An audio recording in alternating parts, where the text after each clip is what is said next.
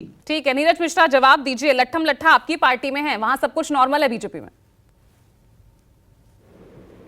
राजस्थान की अगर बात करें तो वसुंधरा राजे सिंधिया से लेकर और पूनिया जी से लेकर बालकनाथ जी से लेकर और वो जो एक घोटाले में फंसे हुए केंद्रीय मंत्री हैं उन तक कितने खेमे में भाजपा बटी है, यह अनिला जी देश को बेहतर तरीके से बता पाएंगी। आप अगर मध्य प्रदेश की तरफ चली जाएं तो वहां शिवराज सिंह चौहान जी, जो इनके पोस्टर बॉय थे डेवलपमेंट के, जो जनता ने नकार दिया था जिनको पिछली बार भी, उनका नाम तो ये लोग ले नहीं रहे।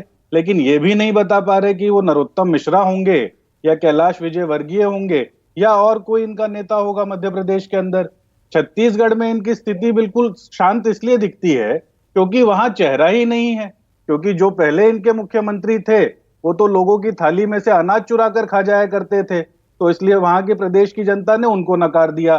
चले जाइए तेलंगाना, जहां ये कुल मिलाकर 2 सीटें जीतेंगे, तो वहां पर इनके जो एक केंद्रीय मंत्री जिनको प्रदेश अध्यक्ष बनाया है वो और दूसरे वो बंडी सुरेश जो इनके सांसद हैं, वो आपस में सर फोड़ने में लगे हैं। तो जहां 2 सीट जीतने वाली पार्टी आपस में ये समन्वय नहीं बिठा पा रही कि उन दो में से उनका लीडर कौन है, तो बाकी प्रदेशों में जहां इनका डब्बा गोल होना है तो इस पर बात करके हम देश की जनता का समय क्यों खराब करें।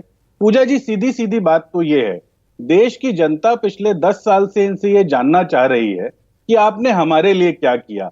आपने अपने कॉरपोरेट मित्रों की जेब में तो पैसा भर भर के रख दिया, लेकिन हमारी थाली से जो आपने रोटी चुराई उसका हिसाब अब आपको देना पड़ेगा। देश की जनता आज इनसे पूछ रही है कि क्यों पिछले 50 साल की सबसे ज्यादा जो महंगाई और सबसे ज्यादा जो बेरोजगारी के आंकड़े हैं वो क्यों इस 10 साल के अंदर निकल कर आए। अपने आप को सेल्फ स्टाइल्ड विश्व गुरु बनाने वाली, हर तरीके के डिप्लोमेटिक फेलियर के साथ चलने वाली ये सरकार आज कतर के अंदर 8 हिंदुस्तानियों को फांसी की सजा सुनाई जा रही है और इस सरकार के नुमाइंदे अपने मुंह से कुछ बोलने को तैयार नहीं है। तो पूजा जी, इन सारे सवालों के जवाब जो जनता पूछ रही है, तो हम लोगों के खेमे, हम लोगों के नेताओं पर आज वो सवाल सिर्फ रह गया है कि आप इनकी तरह देश का बेड़ा गर्क मत करिएगा। आप हमारे लिए जैसे पहले काम करते आए लेकिन हैं जिन राज्यों आप में वैसे आपकी काम करते सरकार है रहिए। वहां पर भी तो अगर आपने किया है विकास, लेकिन उसके बाद भी आपको रेवड़ियों का सहारा लेना पड़ रहा है, मुफ्त गारंटीज आपको वहां पर देनी पड़ रही है।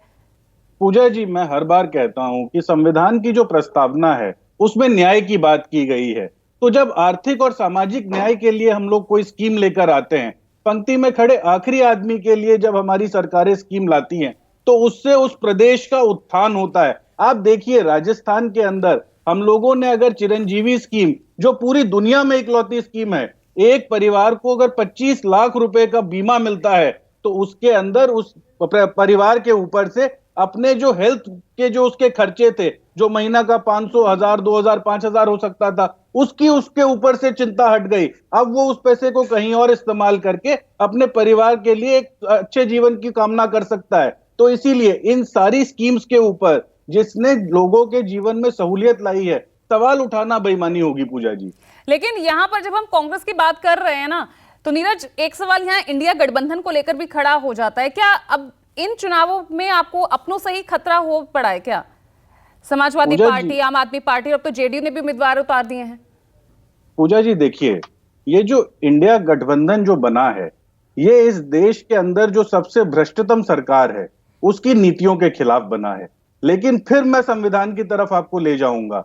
इस देश के अंदर जो चुनावी प्रणाली है वो बिल्कुल स्पष्ट है कि प्रदेश के चुनाव अलग और केंद्र के चुनाव अलग होते हैं। इस इंडिया गठबंधन के सभी साथियों ने इस बात को तय किया था कि ये जो आने वाला आप 2024 कह का रहे जो तय किया चुनाव गया है। था, समाजवादी पार्टी वो अखिलेश यादव कह रहे हैं कि ऐसी कोई जानकारी थी नहीं, इस बारे में कुछ बताया ही नहीं गया कि हम प्रदेश स्तर पर अलग हैं या नहीं हैं। पूजा जी, जो बीत गई सो बात गई। आज समाजवादी पार्टी इस गठबंधन का उतना ही मजबूत हिस्सा है जितना हम लोग हैं, और हम दोनों इस बात को समझते हैं कि इस सरकार ने जो ठीक है, नीरज के पास मैं लौट रही हूं।